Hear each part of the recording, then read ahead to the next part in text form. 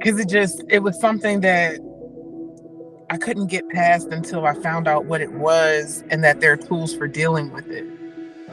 Welcome to Living in the Weeds, a series that explores the lived experiences of neurodivergent people who consume cannabis, with your hosts, Jessica of Jessica Riley Writer and Lucy of Lucy's Natural Remedies.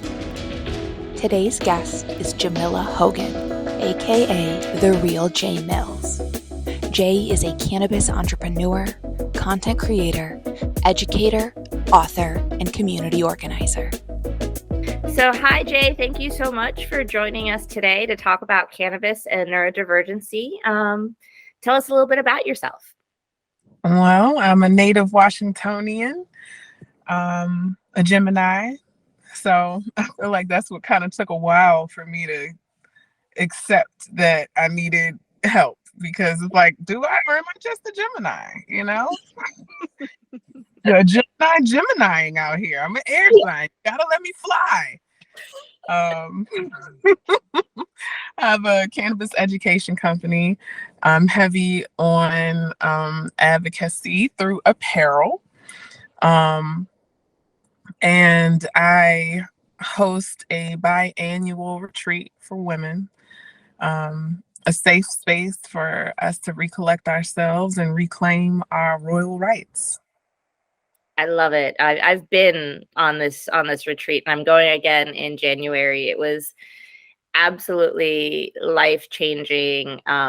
It's basically going and really connecting not just with yourself, but other like-minded women. And we actually ended up talking a little bit about ADHD while I was down there, because there's so many thoughts that start coming and flowing when you're shrooming, that so then you are around other women who also consume cannabis and who are also tripping, and they've got 50 thoughts coming out of their mouths at the same time. Like, it was a very beautiful, validating experience for me.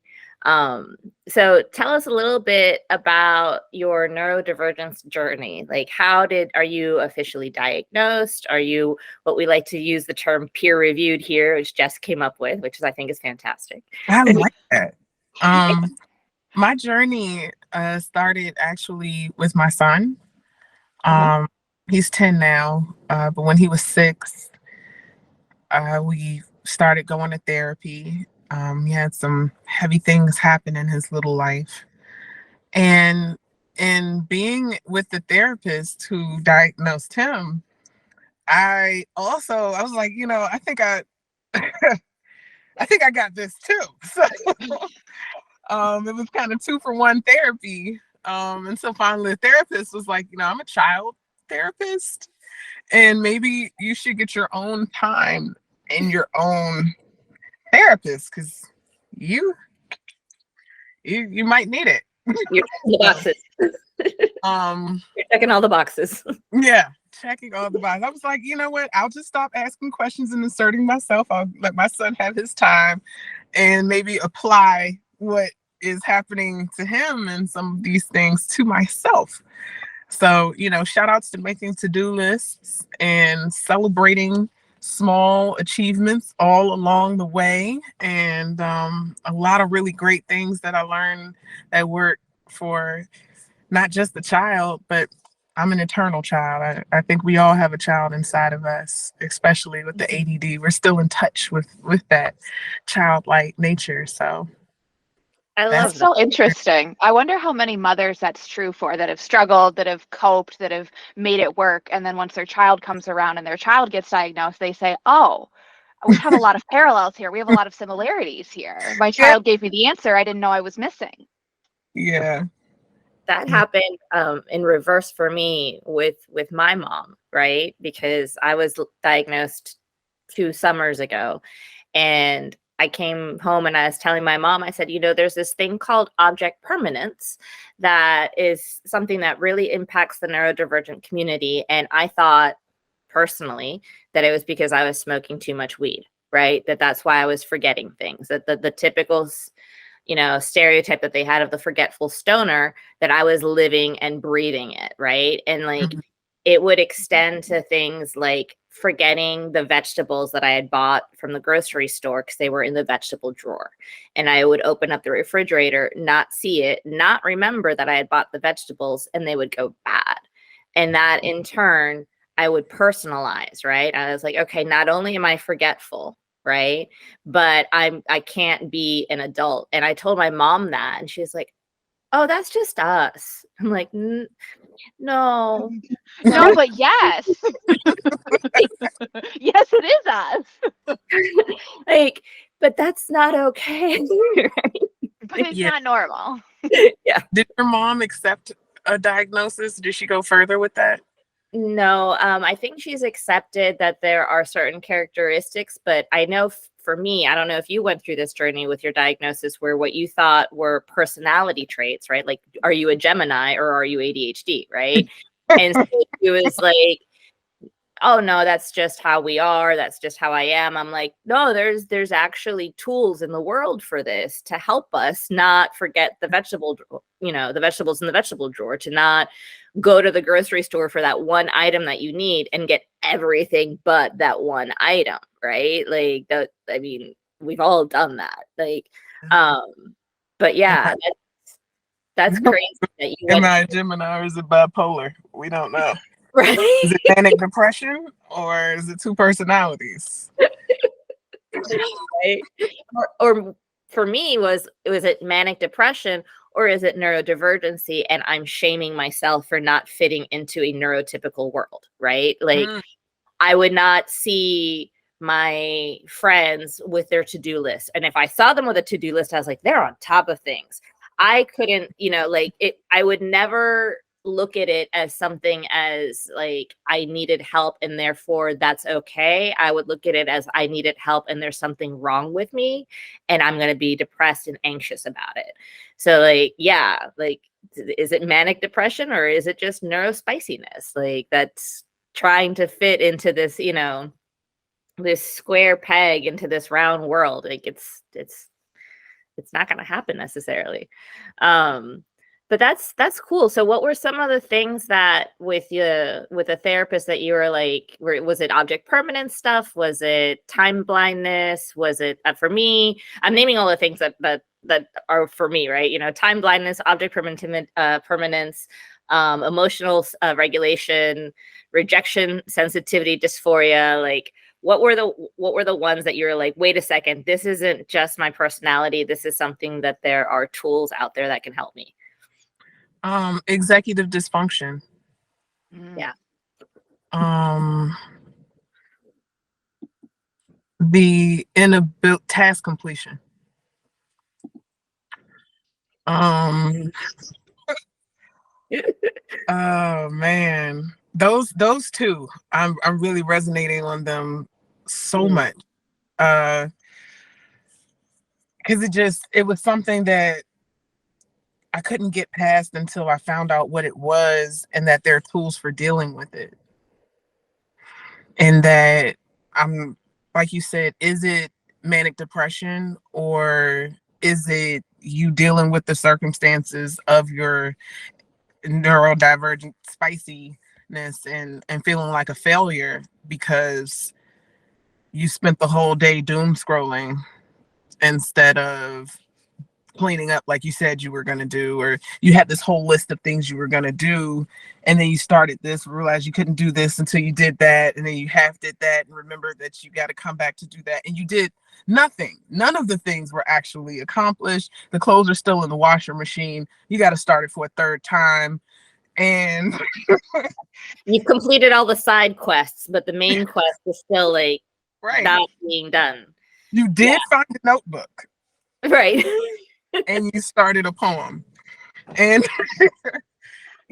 so for me, like I started using cannabis back in start of college, right? And that was really when my hormones were like kicking in. Life was like new. I was on my own. I was left to my own devices of creating my own schedule for classes, getting myself to those classes, and cannabis at that point in time was, this is the early 90s, right? Or mid 90s. So it was very much considered a drug. It had all of the negative stigmas. Like, you did not want to be labeled as the stoner. And I was having a really hard time accepting the fact that when I would smoke in the morning and I would do my wake and bake, it would alleviate the anxiety and help that executive dysfunction that we were talking about, and give me the confidence to go to class, to talk in class, to feel like I was being myself. Did you have similar experiences when you started using cannabis? I started when I was 14. This was 1999. And I have PCOS. Well, I did. I don't know if I still do. That's a whole nother talk show in herbs and how they can help restore and rebuild the reproductive system. Um, Unfortunately, at 14, of course, the doctors were like, drugs. Matter of fact, birth control. So now as an adult, just looking back, like, man, I'm 14. I already have all of these hormones going crazy, and you're giving me birth control? What?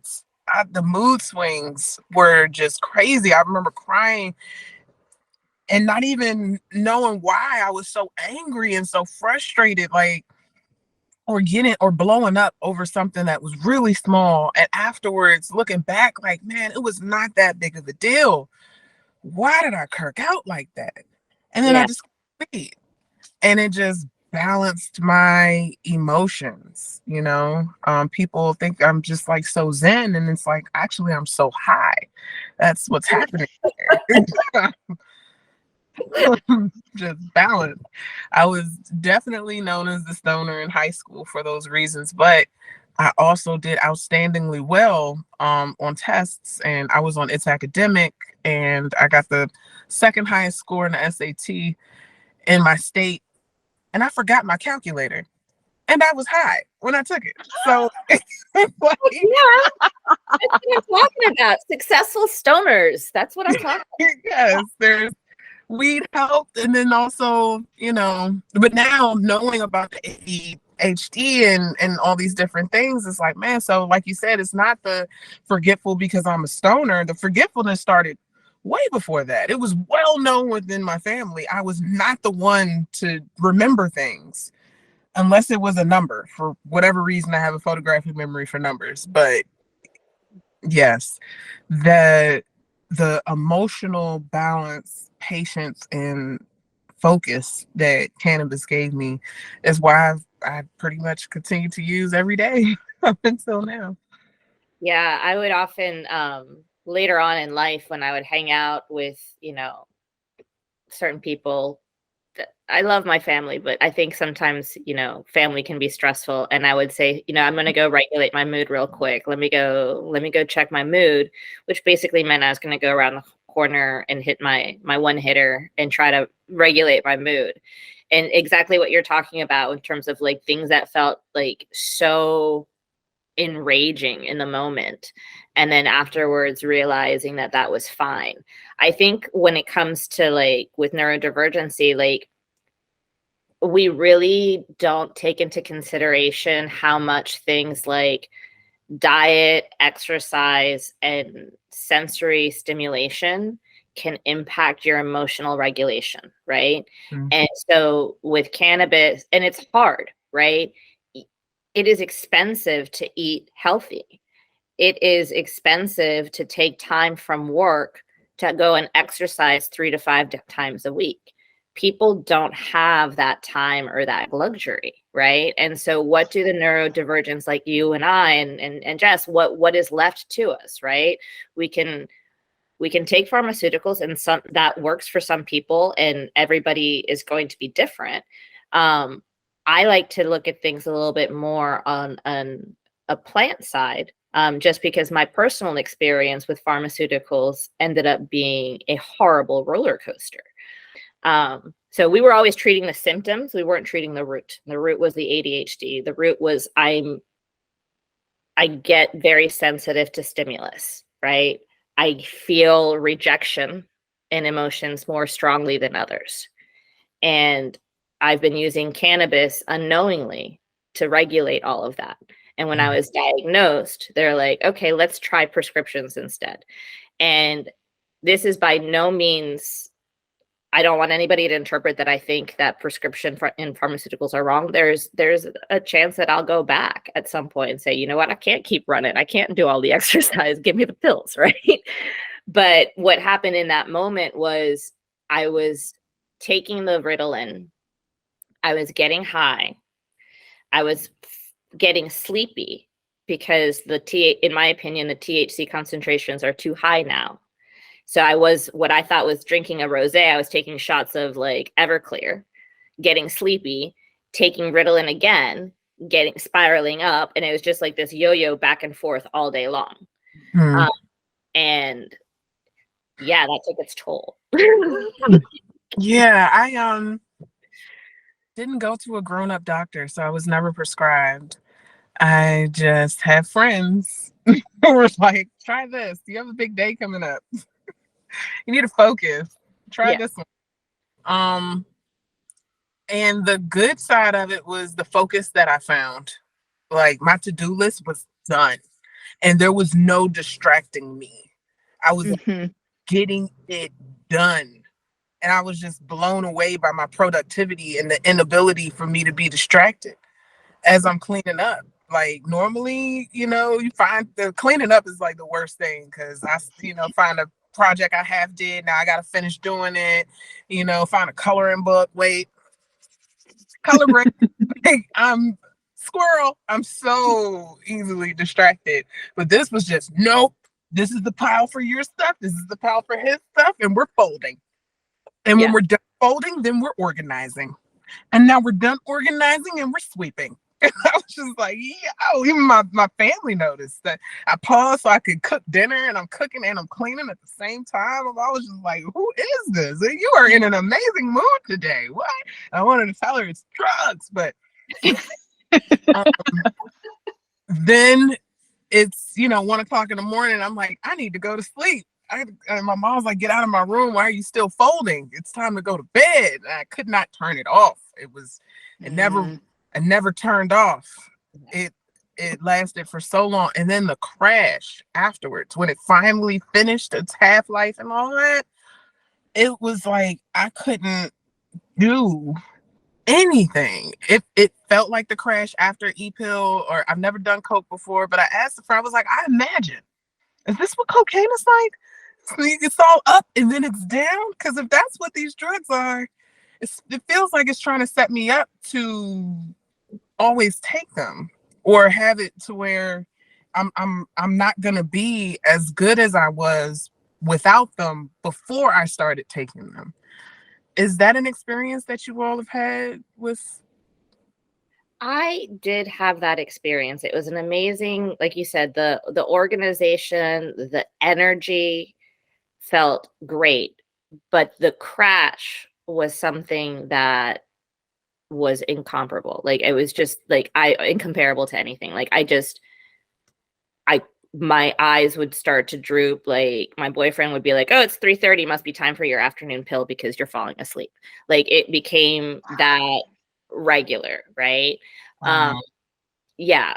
So, and again, I don't know if that was just my personal experience and my body, if it was my personal experience because I was also consuming cannabis at a level that I have never consumed before. And I have been smoking since I was 19 years old, right? Like a daily chronic multiple user. And you could see it in my finances. I was like, I've spent 3 times more in weed this year than I have ever in the past. And that was telling to me, right? So I think that for the neurodivergent community, for those who are listening to this, like if you are on stimulants, remember that that's what they're called. They're stimulants, right? And so if you are taking something else, herbal, that is also going to be affecting your perception, it's just something to make sure to reevaluate and think about and just be aware of. I think that there's a room for both, right? I've been off all medication since April.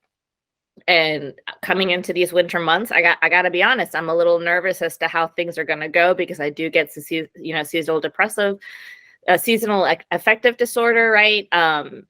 Because I get very like susceptible to my environment. So it is possible that I'll go back to my doctor and say, hey, let's go ahead and start doing some stimulants again. But they had me at like 80 milligrams total per day. Like it was a lot, right? And he was going from what I was telling him. And it's like, well, I'm falling asleep at 3:30 in the afternoon. He's like, all right, we'll take another 10 milligrams, right? Like, wow. Yeah, that speaks to the importance of having a medical professional who you can be honest with about your cannabis use, so that they can understand, or that they can learn how the THC, how the CBD, how these other cannabinoids interact with the medications that you're taking, because they can be counterproductive together. Yes. Yeah. Have you all used microdosing for? Or I've considered it. I started to grow some. I have some in stock. I've been afraid to try them just because everything from when I went in April, I went California sober almost, right? And I was just like, I even withdrew on my cannabis consumption back to what I used to do when I was 19, right? Like a joint a day. Whereas it was becoming to like, and I know, and that's still a lot for some people, but I was smoking anywhere between like an 8 to like almost a quarter a day. Like it was obnoxious level of weed that I was smoking, right? Definitely 1/8 a day to a quarter a day person. I can relate. But microdosing, yeah, I looked into it. I experimented with it for a couple of weeks. I was really intrigued by it, but I wanted to go to just a basic like exercise, diet, sleep in reduced levels of weed, right? To like kind of stabilize my whole body before I started playing with more stuff. Maybe you can try it this winter again. I know that's actually I have them there.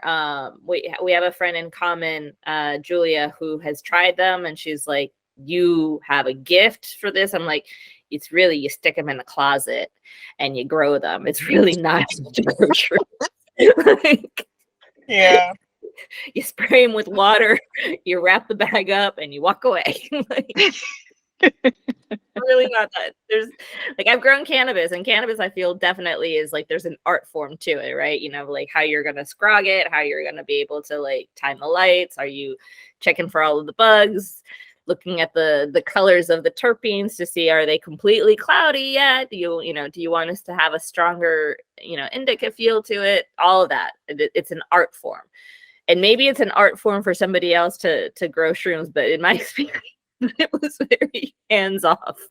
Yeah, just put them in a clean spot and leave it alone. Yeah. I've heard very good things about it, about microdosing, not about growing shrooms.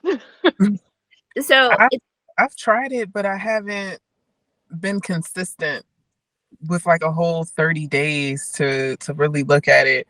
A couple years ago, I started this, like even at the charcuterie last year, every event I've microdosed before, and it gives me such peace and calm, and it stops me from like outwardly freaking out and looking as stressed as I could be. It helps me to order my thoughts and just always be conscious of all of the different moving parts that are happening when I am doing an event or about to speak or perform. I completely relate to stage fright more than most people know.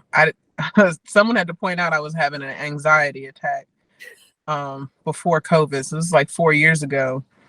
And she was actually who helped put me on to, you should microdose, you should try that. But I've found it to be really, really great. But like I said, I haven't used it like consistently as I suppose, your Ritalin, or how people are taking these different drugs for mood stabilization or antidepressant and whatnot. It's like a daily thing, right? It's not as needed, but I can definitely attest to the focus. I will say that what also made me kind of only do it for the events is that microdose is dependent on the shroom. I took a 0.4 and thought it was going to be micro. It was not. No. It was not. Yeah. That's why I'm afraid to try my mushrooms. I'm like,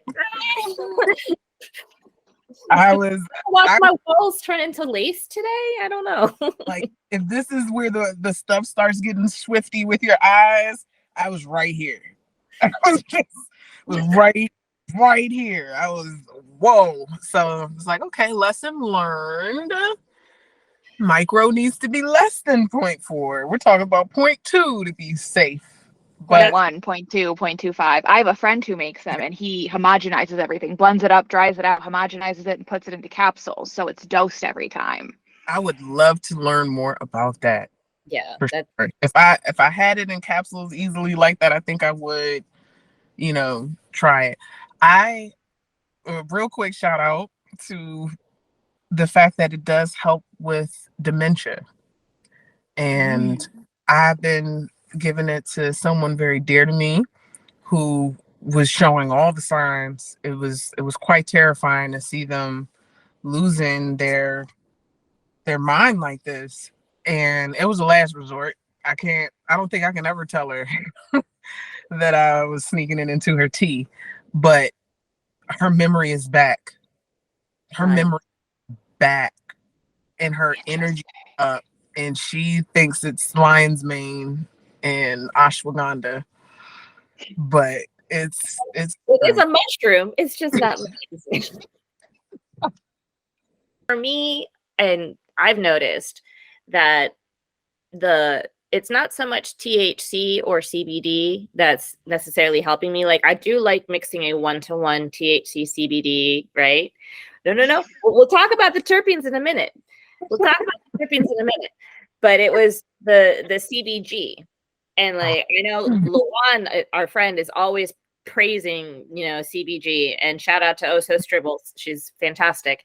But CBG for me is something that I've noticed gives me that little bit of a mood stabilization so that things don't seem so tragic and so like imminent, right? And also allows me to have focus. So it's like, to have a little bit of focus and fun. So it's like taking THC and CBD and they had a little baby, and that's the effect that I get with CBG. Because sometimes I feel like with a 1-to-1, I don't know if it's, the ratio, if it's the terpenes that are coming into play, or if it's or what, but I often find that a 1-to-1 will either leave me feeling like I haven't taken anything, or it'll leave me feeling like I'm a little too high, right?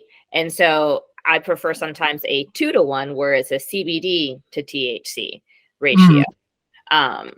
Those are the ones that's what I've started to realize helps me with my executive dysfunction, that helps me with my rejection sensitivity dysphoria. It helps me with my anxiety. What cannabinoid combinations have you found have been that you're gravitating towards to be able to help with your symptoms? I think my gateway to the type 2s was Primo Cherry. By Baton. Before that, I felt like CBD was diet weed. Like, all the weed, zero the high. It was,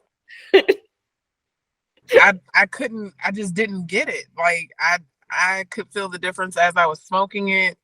It felt like worse than smoking tobacco. Yeah. CBD felt the same way with CBD at first. I kept trying, and my brain was like, "Nah, we don't like this. What is happening? What are you doing? Why are you smoking?"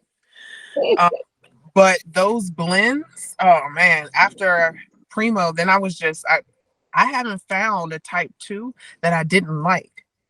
That even if it was like really, really low THC, under 5% THC, so something like, I guess, 4-to-1 and up above like that, I loved it. I certainly appreciated the focus giving qualities. To speak to the CBG, I enjoyed that one. To me, what came to my mind was linalool and lavender and just zen like. Like it doesn't necessarily put me to sleep like a THC dominant indica would have you, but it has me so relaxed that if I was trying to go to sleep, but my mind wouldn't let me go, now I can fall asleep easily. But vice versa, I could also do it during the daytime and not feel like I'm dragging, but be calm and present and focused for what comes. I need to find more CBG. I only found this one spot that specialized in CBG dominant flowers.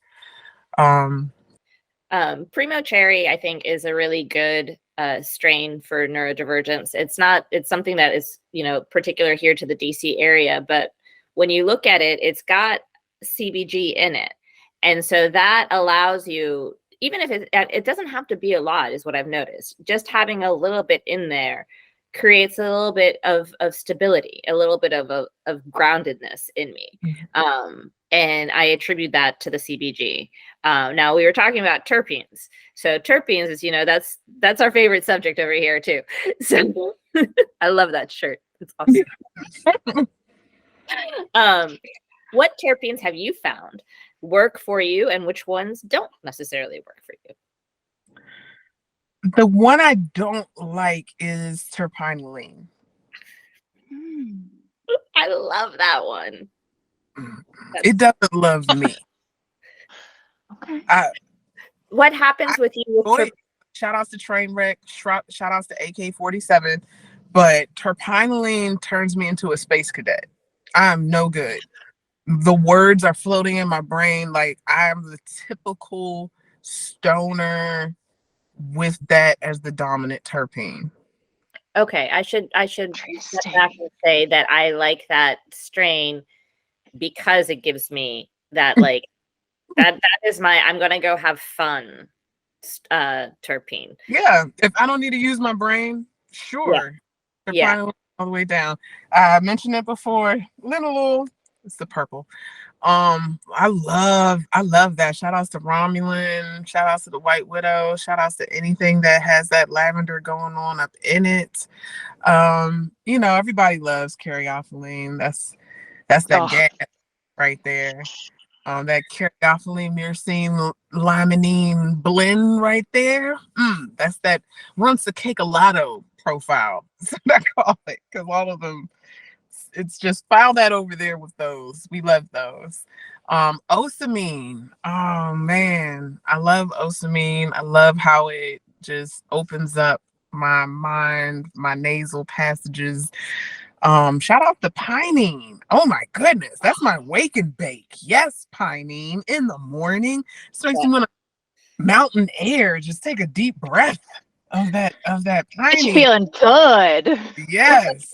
I can't do limonene anymore, or at least I can't do it in high percentage THC because that triggers my paranoia and my anxiety, and my negative thought train just takes over. And it's just like, here we go. All the worst things that could happen today are going to happen. Like there's this one strain called Rainmaker that I was smoking and I was loving because I thought, I felt I could do it during the day because I was awake, and it took me a minute to figure it out. I started tracking things in my journal, and I was like,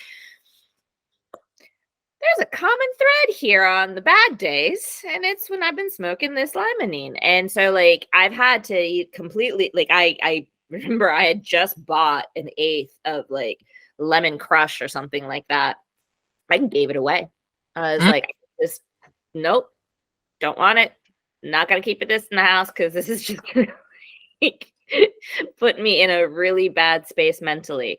And I've heard that other people get that way with pinene. So I'm elated to hear you give a shout out to pinene as a wake and bake, because like I'm like, no, that's working for me. Oh man. Yeah, I think it's amazing just how everybody is so different with their relationship with terpenes. And then also, nothing is just one terpene. They're all blended. But what we pick up and what we're sensitive to out of these different blends is just amazing. Like you're talking about Rainmaker, that's one of my favorite strains. That's my chill out drink. I love the linalool that's in there. But I did realize, I mean, as you know, things are seasonal, and I can't wait for the day when that is really respected with weed, like how it is with wine. And you like crack open this jar, and you're like, yeah, this is 2022. And oh, that was a great year. That's a great October 22. Oh yes. And I had the January 23. Oh, that was a bad one. That was a bad year. Bad. Because it's like that. And that strain in particular is so different. I remember that Pinterest was also like that. Every batch would be different, and what the dominant terpene would be. Like, what? This is crazy, because you really can't go off of a name. Even if it's coming from the same grower, using the same things, growing in the same place, it can still be different throughout the year. Every season, things would change.